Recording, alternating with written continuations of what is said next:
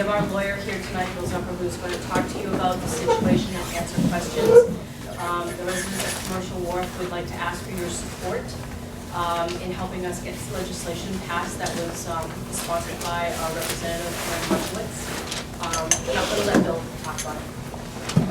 The legislation which Cheryl just mentioned is coming up for public hearing on October 29th, and we're really hoping that the community will support it. I want to thank everybody here for giving me the opportunity to address it.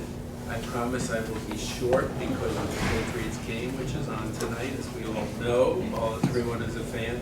I also want to thank Aaron Michaelwitz for having filed the legislation. That the legislation basically is addressed to one single thing. It is addressed to the grandfathered status of the Commercial Wharf building itself.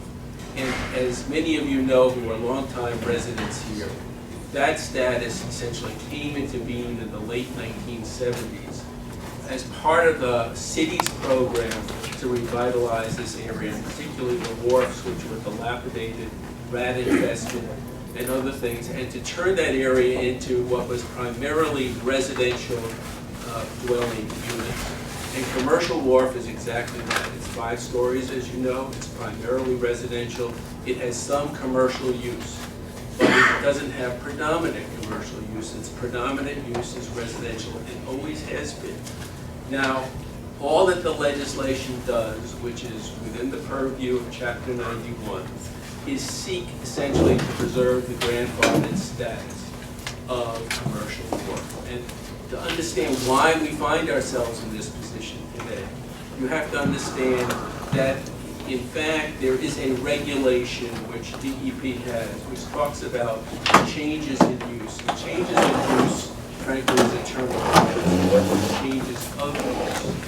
And changes of use which are within DEP's regulation, insignificant deviation from existing uses are permitted. Now, the existing uses of Commercial Wharf, as I said, have always been commercial and residential.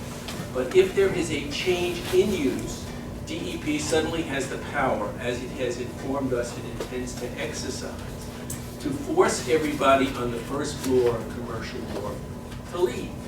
Because everybody on the first floor, you have residents, you have older people who are living on the first floor, who essentially, Commercial Wharf doesn't have any elevators, so to avoid the stairs, they're on the first floor.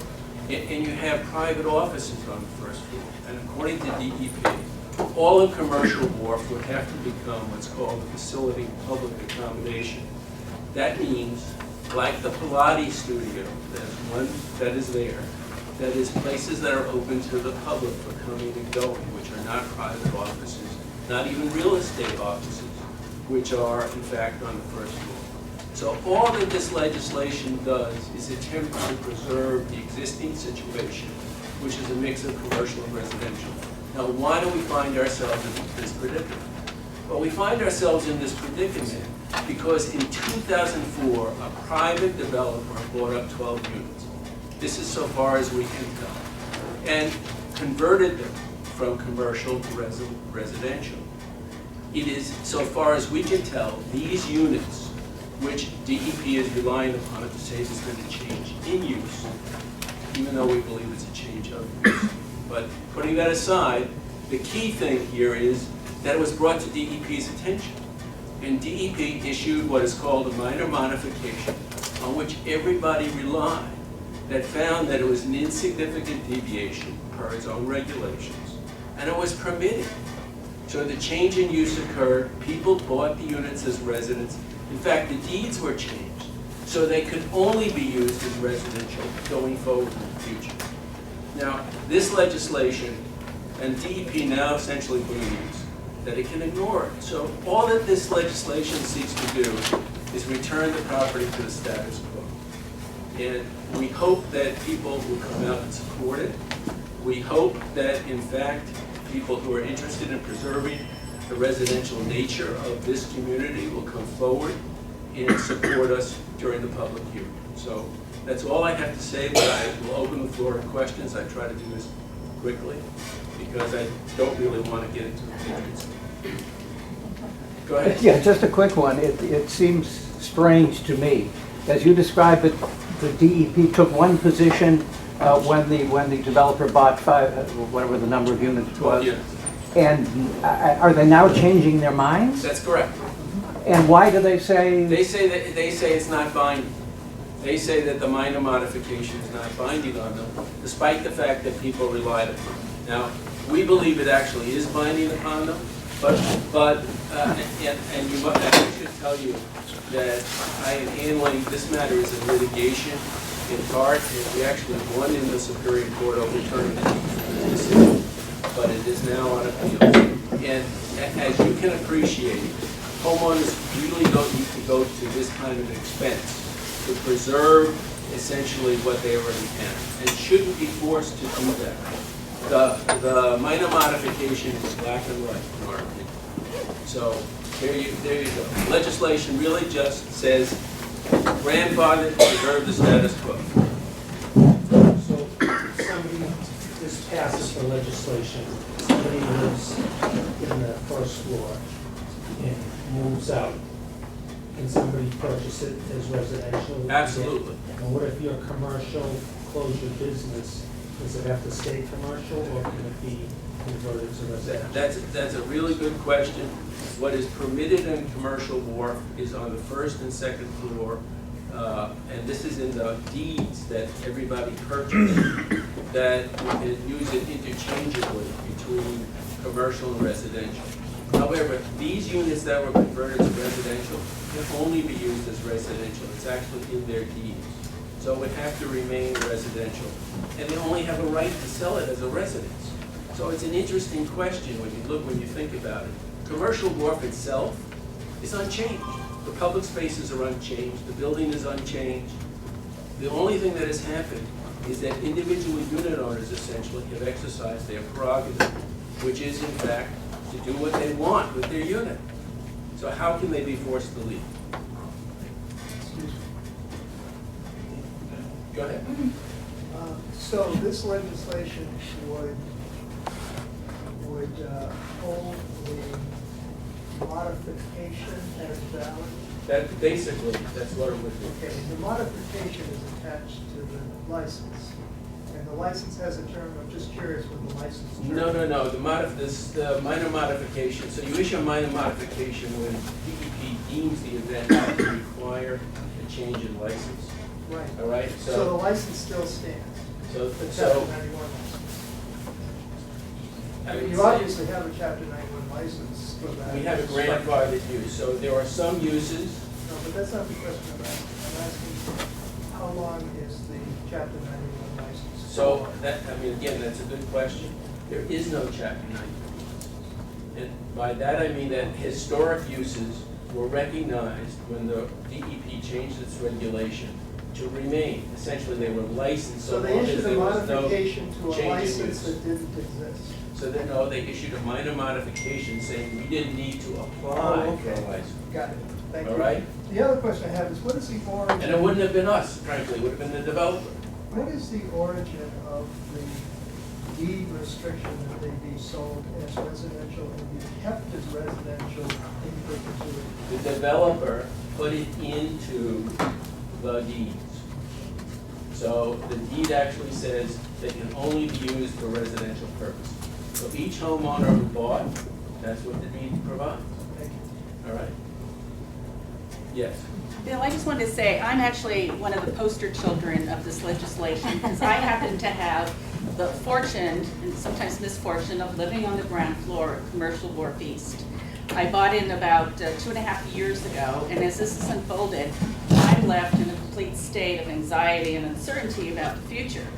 And I've done some calculations that if I am forced to vacate my premises, which is what the DEP has kind of implied in the court hearings and in the discussions in court, I'd have to take a huge financial loss because commercial spaces don't get the same square foot value that residential ones do. And I'd have to actually move out of Boston or in the North End because I couldn't afford to stay here, given I'd have so little money left from that forced sale. So I urge you to support this because I find it odd that the DEP somehow believes it has the power to evict people. I don't know how this is gonna play out, but it could set a precedent if it's never been done before for residents all over the Commonwealth of Massachusetts. So it's a very kind of frightening scenario to find yourself in. And I understand the Committee on Environment, Natural Resources, and Agriculture will be hearing it on October 29th. So if you can't attend to show support, please consider writing a letter, because this seems so unfair to homeowners who had no idea this was going to come down the pike at them. Thank you. Letters would be great to the committees who understand Can the somebody tell problem. us that address or how We to can get do it that? to you. I have the committee members in there. Suggested talking points. What is the location in the time? We don't have that yet, just on the 29th. We just know it's on the We're 29th. just We- waiting. Yeah, from State House. At the State House, yep. Yes? Yeah, slightly a side issue, I guess. I own one of the condominiums at Commercial Wharf, which is tied into the chapter 91s. Nuclear construction project on here, we're gonna try and take them by eminent domain, because they have to construct the water side, and I'm writing in a marina. And there's only 5 of those condominiums left in private hands. So as a group, we're trying to protect them. And I'm wondering, do you have any idea how this impacts that? The original deeds came out of Commercial Wharf, but This does not impact it. So Okay. the legislation is completely separate from issues that might be addressed with the development that you're talking about. well, I'm even just talking about the whole chapter 91 piece, and how it affects the condominiums. This legislation, as I say, does not address that Okay. at all. It really just addresses the grandfathered status of the building. Yep. Hi. So I was wondering, if we may have talked about this before, I just don't remember. I know you guys have been talking about doing the Harbor Walk thing around Commercial Wharf, and I don't know if this is holding it up or what, but I know you guys want to do the Harbor Walk, and maybe people would be interested in hearing about that piece. So as part of, so in 2004, going all the way back to 2004, even though Commercial Wharf was not a part of this minor modification directly, Commercial Wharf was asked if it would accommodate a harbor walk. Commercial Wharf actually agreed to do 2 things. The harbor walk was supposed to be built from the proceeds that the developer got, who was Doug Friedman, from various companies, but basically Doug Friedman, from the sale of these condominium units. And that's how it was supposed to pay for it.